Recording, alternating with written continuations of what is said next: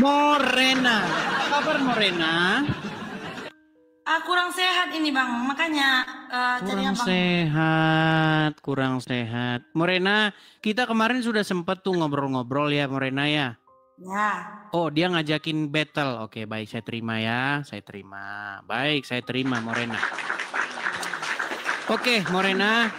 Kemarin kita sudah sedikit banyak ngobrol seputar agama Islam dan Kristen. Tentunya kamu sudah kenal siapa saya ya. ya udah kenal dong. Ini banyak yang Oke. tapping ini. Coba PK sama Kak Abang Edis. Oke, ketika waktu itu kita diskusi, saya dapat kiriman dari teman-teman. Katanya kamu di dalam tanda kutip ya, dimarahin sama orang-orang Islam. Kenapa kamu belajar Islam sama dia, Dek? Kamu harusnya belajar sama Zuma. Kok kamu malah belajar sama Banyak, dia? Betul. banyak bang yang hujat aku bang. Maksudnya banyak yang pokoknya yang kesurupan lah gitu. Banyak sekali. Kesurupan. Padahal menurutmu nih Morena, apakah saya Jangan ini bang.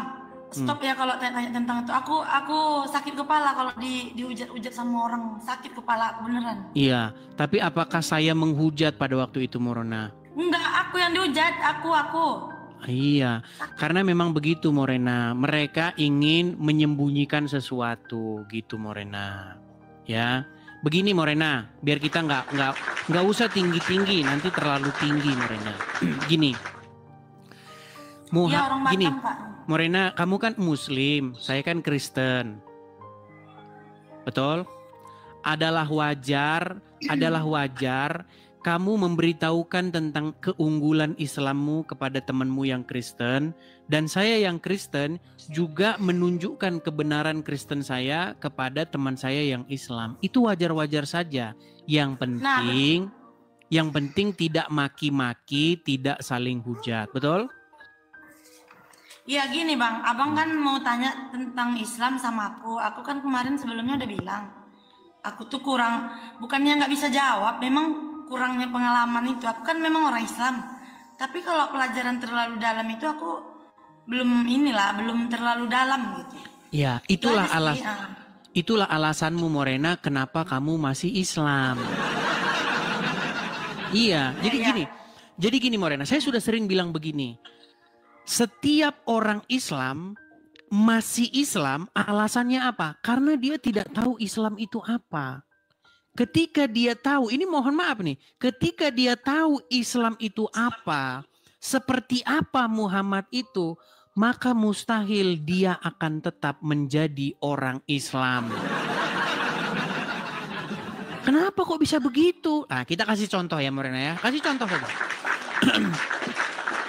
Nih, Kristen itu artinya pengikut Yesus. Islam itu adalah pengikut Muhammad. Pertanyaan saya begini. Muhammad sekarang ada di mana, Morena?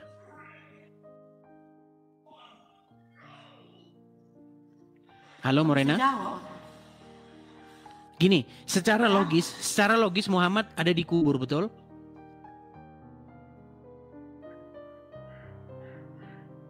Betul atau tidak?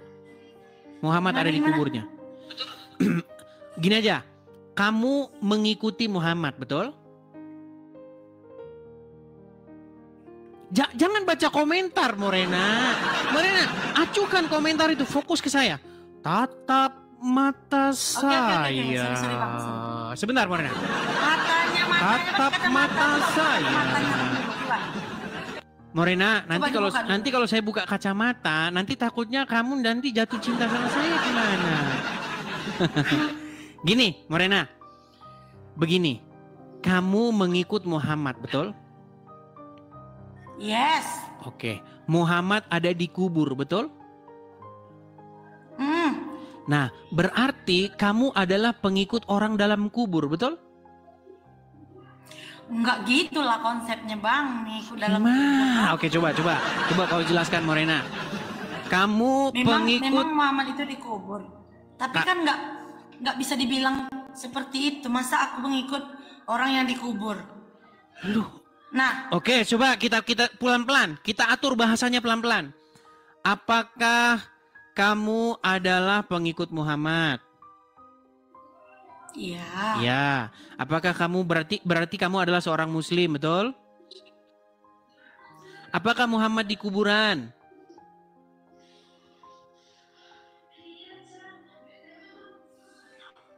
Macet. Jangan begitu, Morena. Ayo Bang, kita jujur yuk. Abang PK ini, Bang. Kita jujur sama diri sendiri yuk. Dengar dulu. Gimana? Dengar dulu. Gimana? Aku cari abang ini karena disuruh-suruh orang ini kan, coba PK sama Bang Edis katanya kan. Dari kemarin gitu kan. Cuman abang kan sibuk komal sama orang kan. Aku tengok itu, aku nonton, aku nyimak itu. Oke, tidak masalah itu. Gini saja. Apapun kita fokus saja. Apapun kata orang begini. Karena kalau kita ikut-ikutin orang itu, semuanya nggak ada yang benar. Jangan dengarkan orang, jangan hiraukan orang. Betul?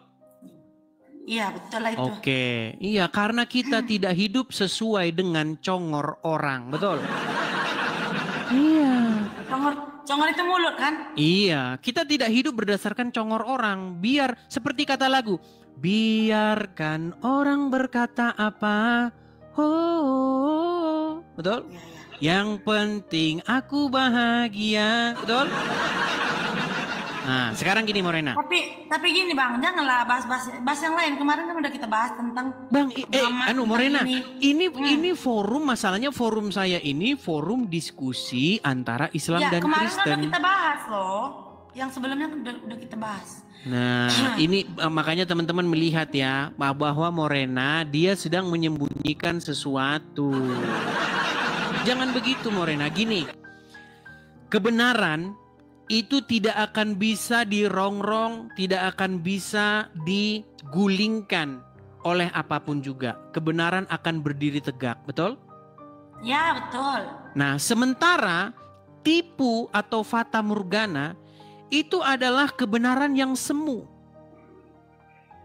Iya kan? Ketika dia dipertanyakan, maka runtuhlah bangunan itu. Nah, kita sedang berbicara Islam dan Kristen. Ada dua agama besar di dunia ini, Islam dan Kristen.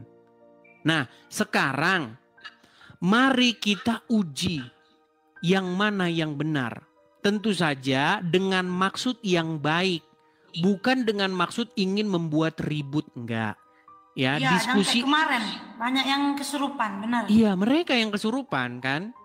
Sekarang gini Morena, coba kamu jujur ya, gini. Kamu kan pengikut Muhammad, betul? Ya. Oke, berarti kamu seorang muslim. Muhammad ada di kubur, betul? Iya, ada di kubur. Nah, berarti kamu adalah pengikut orang mati, betul? Gimana ya bilangnya? Nggak gitu juga Bang konsepnya. Kalau dibilang pengikut orang mati. Sulit. Jadi gini, aku tanya balik ya. Silakan. Tuhan Yesus itu kan udah mati kan? Bangkit, dia bangkit mengalahkan maut. Dia naik ke surga. Kalau misalnya Yesus hanya mati saja, tetapi dia tidak bangkit, maka nasib saya seperti kamu Morena. Saya pengikut orang mati di bukti kuburan. Bangkitnya itu seperti apa? Bangkitnya itu seperti apa? Dia kan menjadi orang lagi atau gimana? Sebelum kita bahas ke situ, intinya Yesus itu bangkit. Di dalam Injil yang Al-Quran memerintahkan untuk membacanya, dijelaskan bahwa pada hari yang ketiga, Yesus bangkit mengalahkan maut. Setan tidak berkuasa, maut tidak berkuasa atas dirinya. Sehingga dia bangkit dan menampakkan diri kepada murid-muridnya. Lalu memberitakan kepada murid-muridnya, kamu sekalian adalah saksi dari semuanya ini. Mulai dari sekarang, Injil ini, peristiwa besar ini harus diberitakan kepada segala bangsa. Makanya Yesus memerintahkan apa? Katanya, pergilah, jadikanlah semua bangsa muridku dan baptislah mereka. Nah, kenapa kita harus menjadi pengikut Yesus? Karena kita harus mengikuti Dia yang hidup. Jangan mengikuti Dia yang di kuburan. Bagaimana mungkin kita ingin menuju kepada hidup yang kekal, tapi yang kita ikuti orang di kuburan, begitu Morena. Makanya saya bilang begini, Islam itu adalah agama yang menjadi pengikut orang mati. Itu benar, walaupun itu sakit mungkin ya Morena ya, pernyataan itu mungkin agak sedikit kasar, tapi itu benar. Coba sekarang saya tanya. Benarkah Morena pengikut orang mati di kuburan? Nggak bisa jawab aku kalau itu Bang. Soalnya kan aku ada yang mau tanya Bang dari kemarin-kemarin. Cuma udah terakhir turun. Bang, jawab dulu Bang. Apa yang mau ditanya? Aku mau nanya. Apa? Itu kan ada dibilang bapak di surga. Itu kan ada dibilang bapak di surga. Betul. Bapak yang dimaksud itu siapa sih Bang? Baik. Pertanyaan yang bagus. Baik. Bapak di surga. Begini, Morena. Jadi kata Bapak itu adalah panggilan kami kepada Sang Pencipta langit dan bumi. Orang Islam kalau orang Islam memanggil menurut sudut pandang ya Pencipta langit dan bumi itu dipanggil namanya. Kalian panggil nama, ya Allah, begitu kan? Betul? Nah, sementara kalau kami panggil dia, menurut kami, karena kan beda kita. Menurut Anda Pencipta langit dan bumi itu kan Allah. Karena beda keyakinan kan. Ya, karena beda keyakinan. Cara pemanggilan. Oke. Tapi tentu itu bukan sosok yang sama. Ya. Nah, begini. Di dalam iman kami panggil dia dengan panggilan Bapa yang di surga. Nah, Bapa bukan berarti dia punya anak, punya istri. Maksudnya bukan berarti dia punya istri. Nah itu yang aku perlu Nah ini pertanyaan bagus nih. Bagus, ini pertanyaan bagus. Gini. Kenapa dia dipanggil Bapak? Apakah dia mempunyai istri? Lalu dia apakah dia berarti punya mertua kan gitu? Baik, pertanyaan yang bagus. Bertanya kepada orang yang tepat, betul nggak? Baik, mantap. Oke, Morena. Pernah dengar istilah anak kunci nggak? Kenapa? Pernah dengar istilah aku anak Indonesia? Sehat dan kuat. Pernah dengar? Iya. Nah, kalau kita anak Indonesia, berarti Indonesia punya istri nggak? Anak Indonesia berarti Indonesia punya istri nggak gitu? Emang Indonesia itu laki-laki apa perempuan? Nah, jadi begini Morena. Iya kan? Jadi di dalam Bible itu ada bahasa-bahasa metafor atau bahasa-bahasa yang manusia. Begitu. Jadi kenapa kita panggil dia Bapak? Karena itu menghubungkan sebuah relationship, hubungan kedekatan. Makanya ada lagunya. Seperti Bapa sayang anaknya, demikianlah Engkau mengasihiku. Itu. Jadi hubungan orang Kristen dengan Sang Pencipta langit dan bumi itu seperti seorang bapak dengan anak-anaknya. Sekarang saya tanya Morena, naluri seorang bapak. Aku jawab, oke? Oke. Naluri seorang bapak mengasihi anaknya enggak? Iya, tentu. Iya, seperti itu juga hubungan kita dengan Sang Pencipta. Di dalam kekristenan kita panggil dia dengan Bapa di surga. Makanya orang Kristen sangat dekat dengan Tuhannya. Nah, sementara orang Islam itu adalah orang yang sangat kurang ajar. Kenapa saya katakan kurang ajar? Karena mereka panggil Tuhannya dipanggil namanya. Iya. Coba sekarang saya tanya. Tidak, itu salah itu. Oke, Morena. Gini, Morena, kamu kan pasti punya bapak kan? Punya. Pernah nggak seumur hidup kamu panggil namanya dia? Udin, pernah nggak kamu panggil gitu? Pernah. Wah, berarti kurang ajar. Aku bukan kurang ajar. Kenapa dibilang pernah? Gini. Siapa nama bapak kamu? Itu kan dibilang namanya kan? Itu kalau orang bertanya, Morena, inilah makanya kamu masih Islam. Itu orang bertanya, siapa nama bapakmu? Bukan itu. Pertanyaan, pernah nggak kamu address? Apa bahasa Indonesia yang address? Pernah nggak kamu panggil bapakmu dengan namanya? Contoh namanya Udin, misal. Misal namanya Udin, pernah nggak kamu bilang Udin? Pernah nggak kamu bilang gitu? Enggak, aku tetap panggilan ayah. Tidak ada yang Iya. Tidak pernah, karena tidak sopan. Anda ini pangkatnya apa panggil saya nama? Karena itu hal yang tidak sopan. Nah, bayangkan kepada Sang Pencipta langit dan bumi kalian panggil namanya Allah. Tidak sopan. Begitu. Nah, udah gitu kalian adalah umat yang paling jauh dengan Tuhannya. Kenapa? Kalian panggilnya dengan suara yang keras-keras, bahkan pakai toa. Iya. Seperti itu. Jadi kenapa kita panggil Bapak? Karena hubungan kedekatan. Seperti itu. Seperti seorang bapak dengan anaknya. Begitu. Pertanyaan selanjutnya. Tapi kan dibilang kan Bapak di surga, berarti udah mati ya bapaknya ya. Kok bangkit lagi? Bangkitnya kapan itu? Bapak di surga udah mati. Ini gimana sih Morena ini? Begini Morena. Tadi kan bilang. Begini Morena.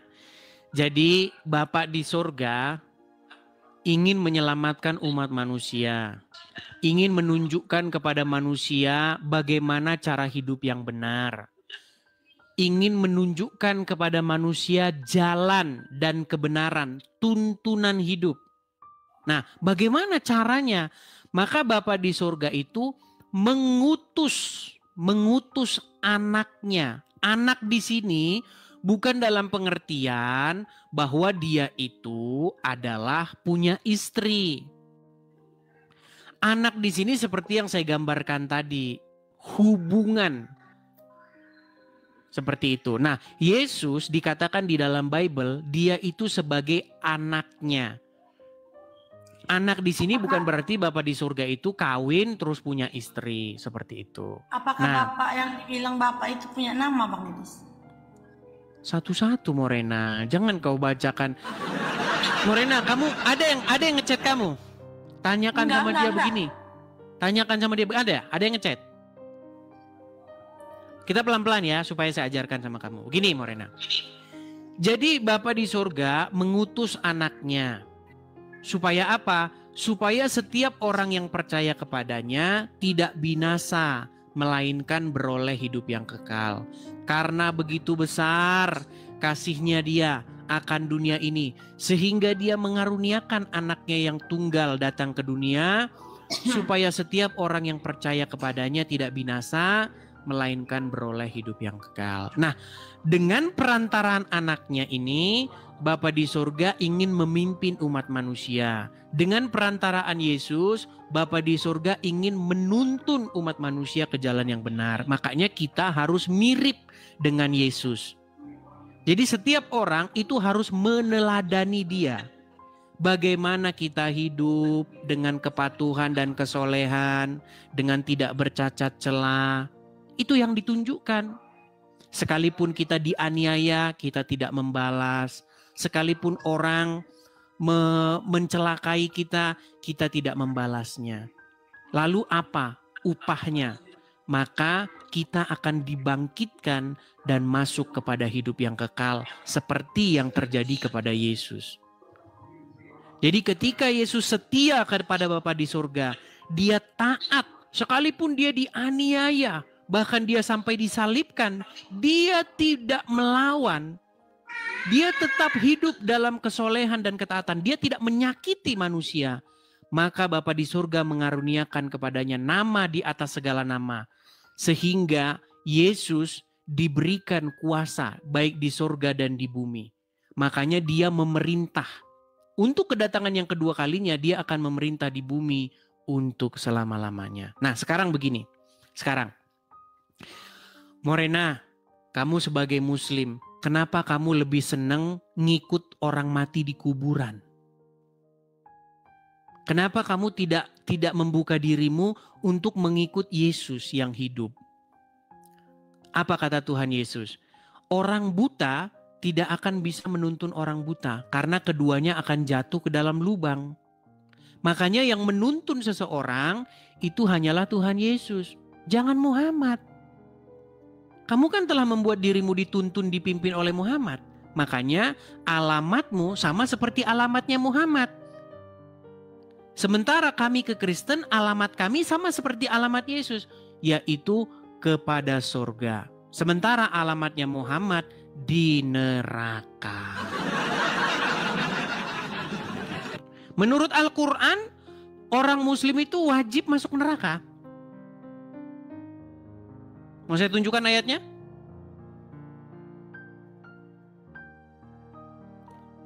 Nggak dengar suaramu.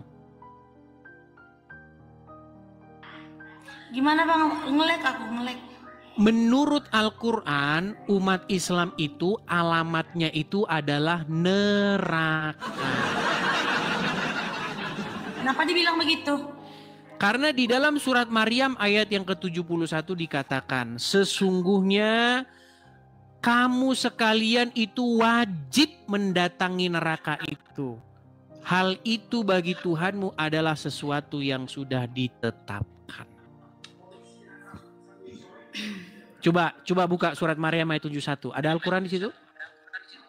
Ada, tapi aku lagi head. Nah, kan? Tidak ada dalam Al-Quran itu kalau lagi head tidak boleh pegang Al-Quran. Kalau kami dalam Islam nggak boleh. Begini Morena, ada satu hal yang salah di dalam atau kebiasaan yang salah dalam agama Islam. Di dalam agama Islam itu memperlakukan Al-Quran dengan cara yang salah. Akhirnya apa? Akhirnya Al-Quran itu menjadi barang suci yang tidak diketahui isinya. Ketika umat muslim membaca Al-Quran, umat muslim menganggap itu buku sempurna, buku suci. Bacanya harus begini dengan tajwid, lughahnya, ya kan? Shadaqallahul azim. Apa artinya?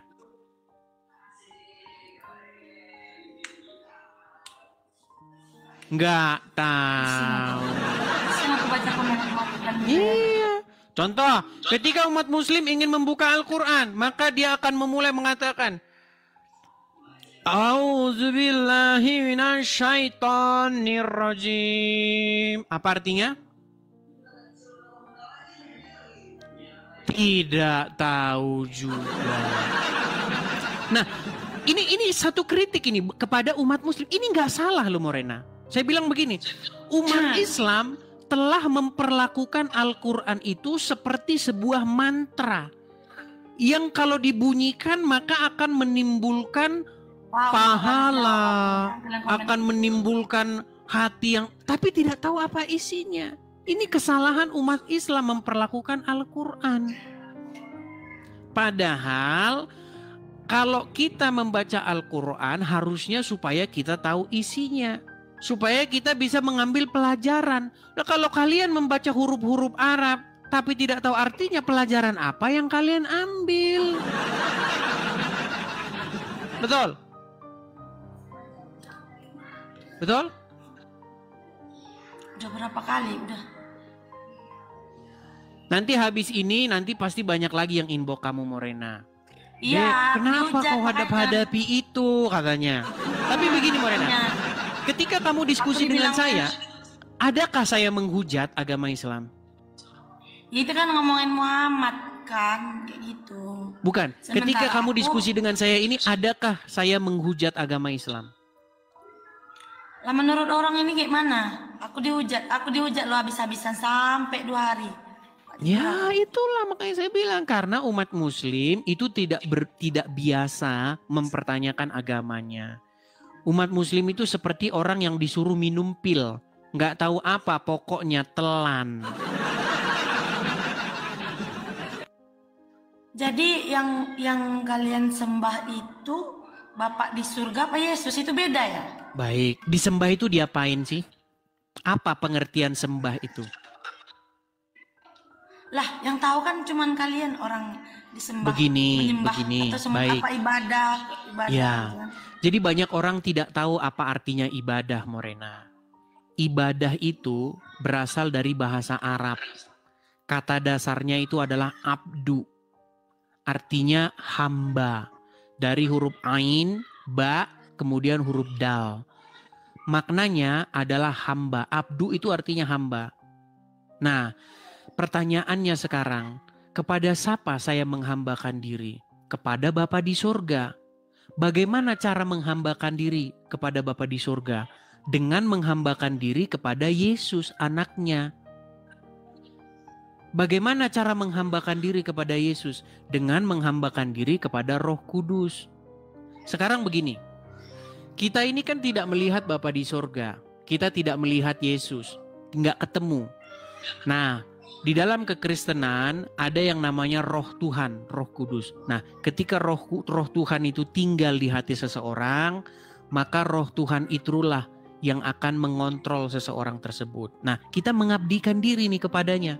Kita menjadi hamba daripada Roh Kudus itu. Kita turuti kemauan Roh Kudus itu. Untuk apa? Untuk mengasihi manusia, untuk berbuat baik, untuk tidak membalas kejahatan dengan kejahatan. Nah, ketika kita mengambakan diri, mengabdi, beribadah kepada Roh Kudus, itu sejatinya kita beribadah kepada Bapa di surga. Ngelek bang, ngelek.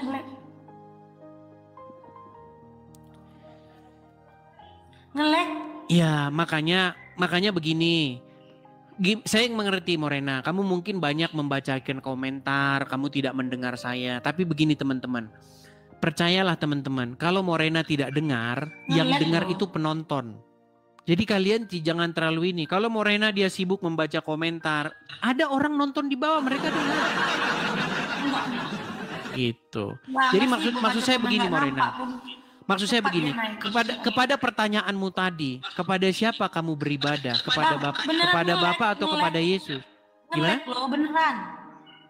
Oh, enggak ngelek. Enggak ngelek kok, normal kok.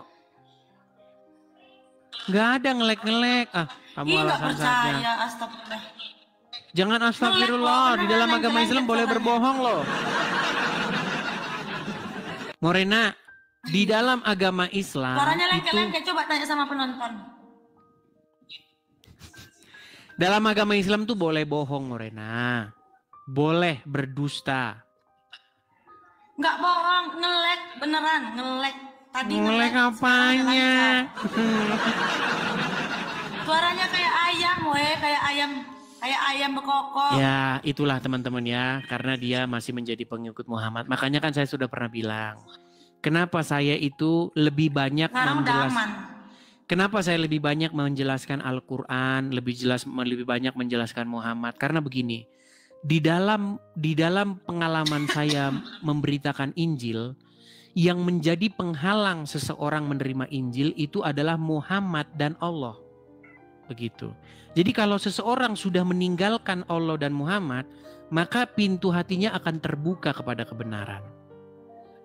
Begitu. Nah, makanya saya beritakan kepada kamu Morena, kalau kamu Islam, kamu itu hidup di dalam kontrolnya Allah dan Muhammad.